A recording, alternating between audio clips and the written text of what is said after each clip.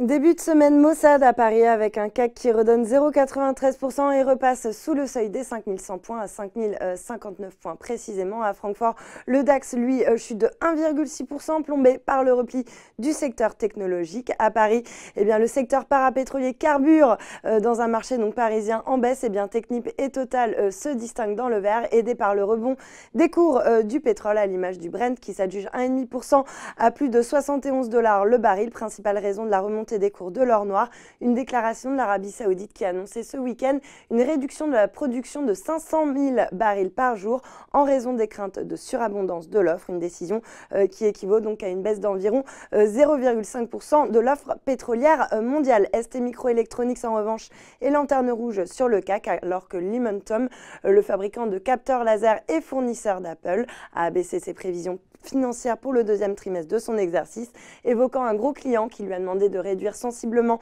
ses livraisons. Une nouvelle donc qui jette un froid sur l'ensemble du secteur, à commencer par Apple qui redonne du terrain sur le Nasdaq. Plus généralement, le secteur défensif a largement surperformé la tendance aujourd'hui à l'image de Sodexo et de Danone qui s'adjugent respectivement 1,30 et 0,56%, suivi de Pernod Ricard qui grimpe de 0,46% et puis plus forte baisse du SBF 120. Eh bien, c'est DBV Technologies qui recule de 8,7%.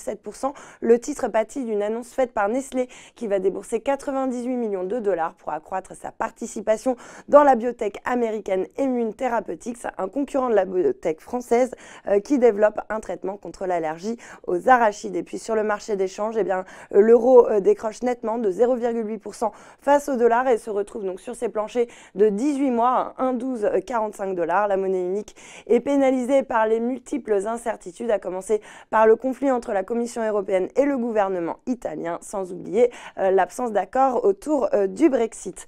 Voilà, c'est tout pour ce soir, mais n'oubliez pas, toute l'actu éco et finance est sur Boursorama.